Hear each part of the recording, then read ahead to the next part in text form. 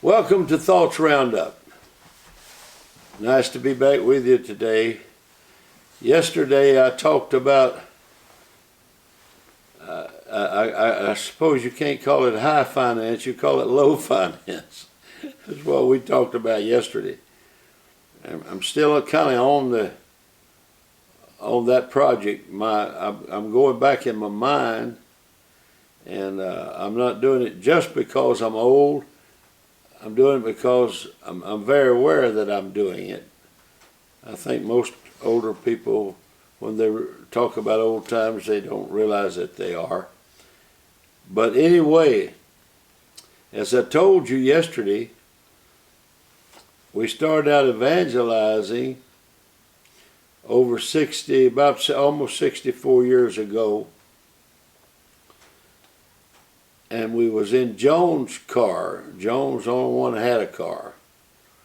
And she had a Plymouth that she had bought from Brother James Lumpkin, was selling cars at the Bible College. He was attending the Bible College.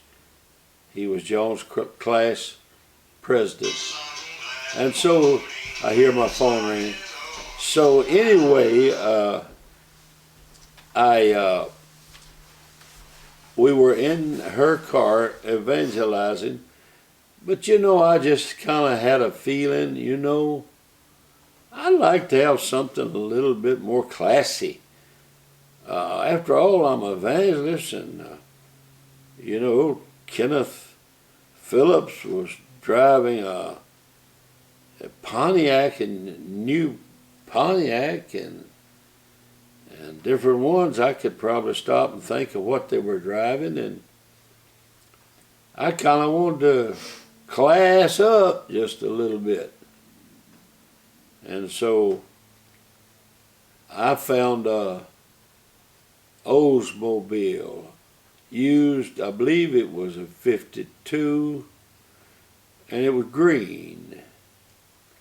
And boy, I thought, if I could get that, I could drive up to any camp meeting or conference and be in as much style as anybody. And so I made arrangements, and I got it, and of course it upped our car payment from $38 a month to I forget what. And but the problem with it, Joan didn't say a word. She just let me do all that, and she didn't say a word. Joan was valedictorian of her class, and she was very smart. But looking back, I guess she was smart enough not to say what she knew was a fact. She just kind of let it go. Well, there's one problem with that shiny, new to me, green Oldsmobile. The motor was bad. The motor went bad. Joan said nothing. Well, Ernest Harper, the man at Highston that had a garage, seems as though he took forever, but he fixed it for me, but it just never was what it ought to be. I should have took it back to the people that sold it to me and told them I wanted to hear the story again, how great it was, because I was getting discouraged with it, and I really need to hear the pep talk again. But, well, we took a church, and but I believe it was before that, just a little before that maybe, that I went down to the Ford place And a man by the name of Cutts, I believe it was Henry Cutts. I knew he was from out where we lived in Hyston. And he helped arrange to get me a brand new Ford. A brand new Ford. White with blue interior. Now the only way we could swing this deal was to not get any air,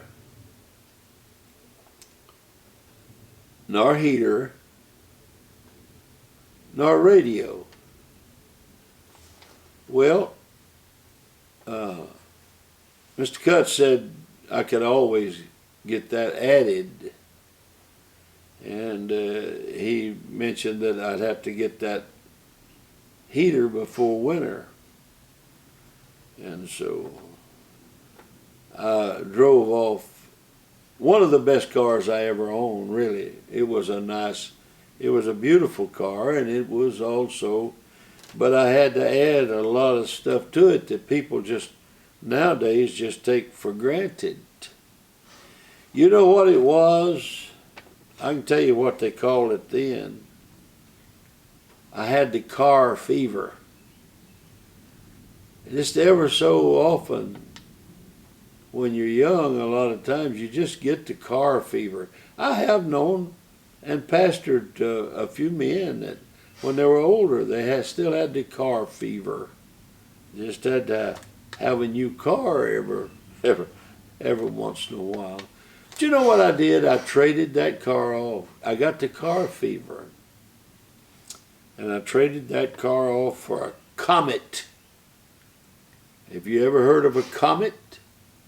Well, if you haven't, you need to kind of look it up.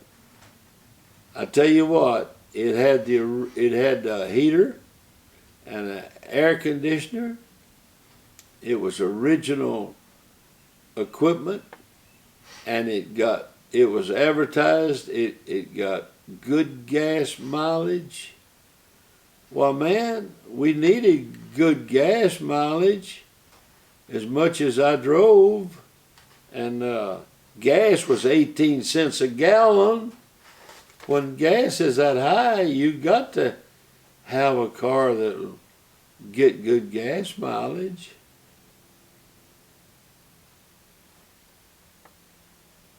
Thank you for listening to my rambling. God bless.